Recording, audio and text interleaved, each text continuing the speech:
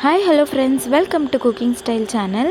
இந்த வீடியோவில் சூப்பரான ரெசிபி, அதாவது ஹைதராபாதி சிக்கன் பிரியாணி ரொம்ப சூப்பராகவும் டேஸ்ட்டாகவும் வீட்லேயே எப்படி செய்கிறதுன்னுட்டு தான் இந்த வீடியோவில் காமிச்சிருக்கேன்.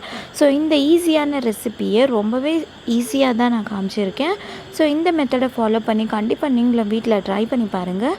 இந்த ரெசிபி உங்களுக்கு எப்படி வந்துச்சுன்னுட்டு என்னோட கமெண்ட்டில் ஷேர் பண்ணுங்கள். ஸோ இந்த சூப்பரான ரெசிப்பியை எப்படி ரொம்பவே ஈஸியாக செய்கிறதுன்னுட்டு பார்க்கலாம். வாங்க வீடியோக்குள்ளே போகலாம். நான் முதல்ல ஒரு 2 மீடியம் சைஸ் வெங்காயத்தை இது போல் நறுக்கி வச்சுருக்கேன். இப்போ இதை தனித்தனியாக இது போல் பிரித்து விடணும். ஏன்னா நம்ம இதை ஃப்ரை பண்ணி எடுக்கிறோம். அதனால் இப்போ ஒரு பக்கம் ஸ்டவ் ஆன் பண்ணிவிட்டு ஒரு கடாயை எடுத்து ஒரு 100 ml அளவுக்கு எண்ணெய் சேர்த்துக்கணும்.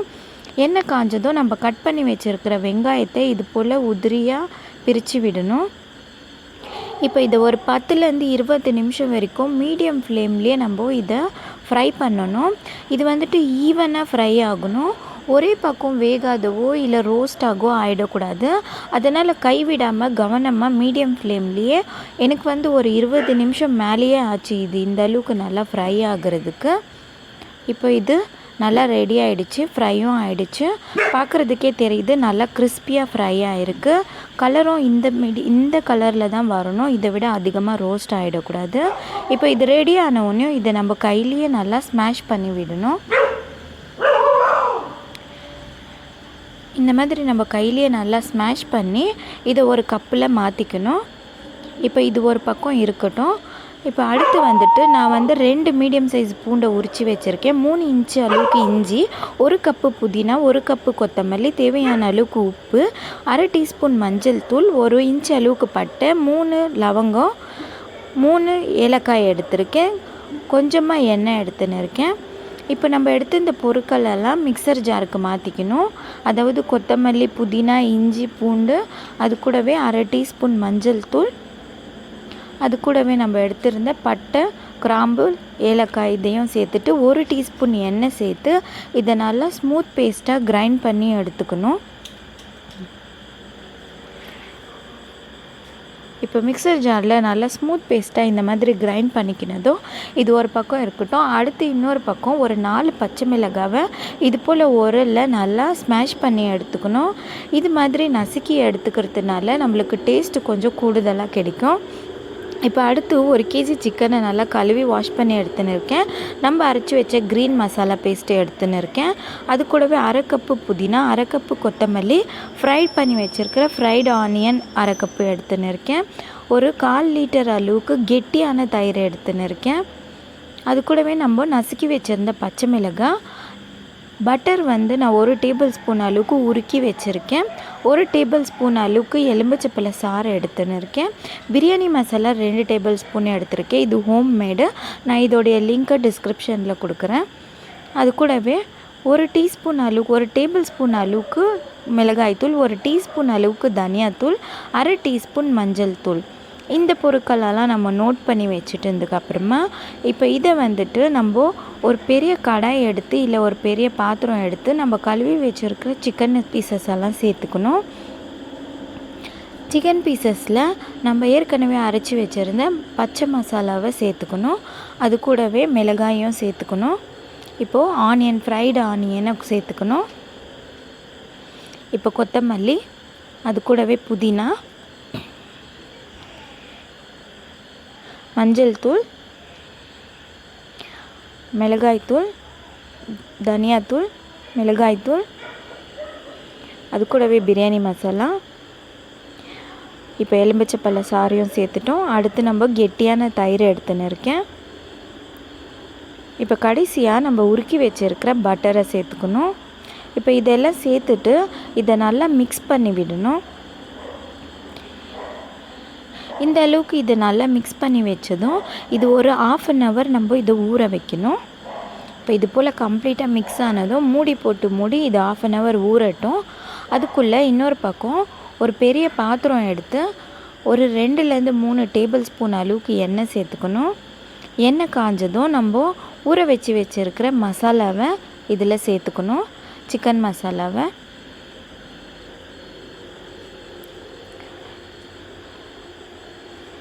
இப்போ இது போல் சிக்கன் மசாலாவெல்லாம் கம்ப்ளீட்டாக சேர்த்ததும் இதை ஒரு தடவை மிக்ஸ் பண்ணி விடணும்.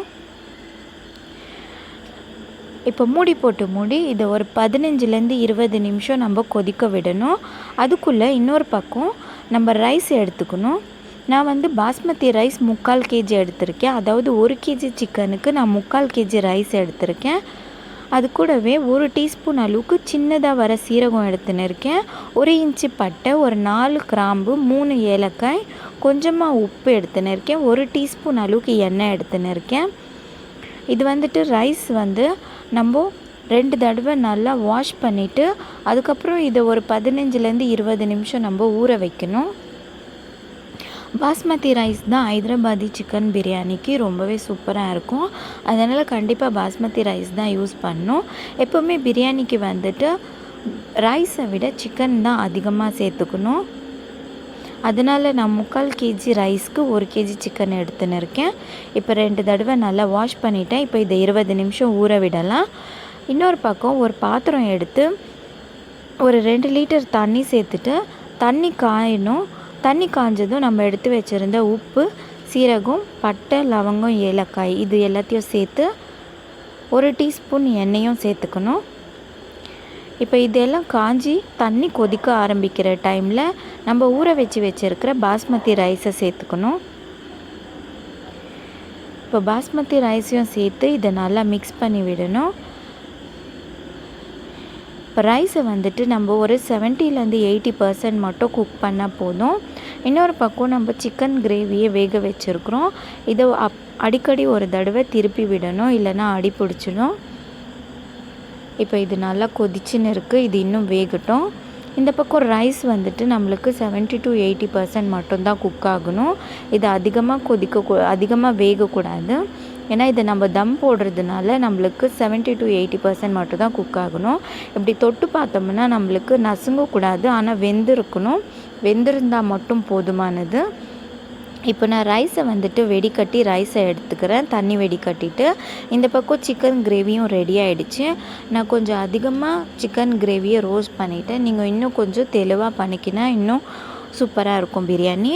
இன்னொரு பக்கம் 1/2 கப் புதினா, 1/2 கப்பு கொத்தமல்லி, ஒரு 1/2 cup fried onion, 1 table spoon அளவு பாலில் கொஞ்சமாக குங்குமப்பூ சேர்த்துன்னு இருக்கேன். 1 டீஸ்பூன் பிரியாணி மசாலா எடுத்துன்னு இருக்கேன். இப்போ இது எடுத்து வச்சதுக்கப்புறமா இன்னொரு பக்கம் ஒரு பாத்திரத்தில் ஒரு 2 டேபிள் ஸ்பூன் அளவுக்கு நெய் சேர்த்துக்கணும். நெய் சேர்த்துனதும் நம்ம குக் பண்ணி வச்சுருக்கிற ரைஸை ஒரு லேயராக சேர்த்துக்கணும். அதாவது 3 கரண்டி ரைஸ் மட்டும் சேர்த்துட்டு 2 கரண்டி சிக்கன் கிரேவி சேர்த்துக்கணும். இப்போ இது மேலே மறுபடியும் ஒரு 2 கரண்டி ரைஸை தூக்கி விடணும். இது போல் தூவி விட்டதுக்கப்புறமா நம்ம எடுத்து வச்சுருந்த புதினாவை தூவி விடணும். அது மேலேயே கொத்தமல்லியை தூவி விடணும். இப்போ ஃப்ரைடு ஆனியனை தூவி விடணும். இப்போ பிரியாணி மசாலாவை ஒரு பிஞ்ச் அளவுக்கு போடணும். அது மேலே நம்ம ஏற்கனவே எடுத்து வச்சுருந்த குங்குமப்பூவை பாலில் மிக்ஸ் பண்ணியிருந்தோம், அதையும் 1 டீஸ்பூன் சேர்த்துக்கணும். இப்போ அது மேலே மறுபடியும் செகண்ட் ஸ்டெப்பு, அதாவது அதே ப்ராசஸை மறுபடியும் ரிப்பீட் பண்ணணும். அதாவது 3 கரண்டி ரைஸு, 2 கரண்டி கிரேவி எடுத்துக்கணும்.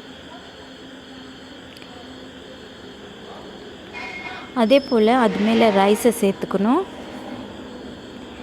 அது மேலே இப்போ நம்ம புதினாவையும் கொத்தமல்லியும் தூவி விடணும்.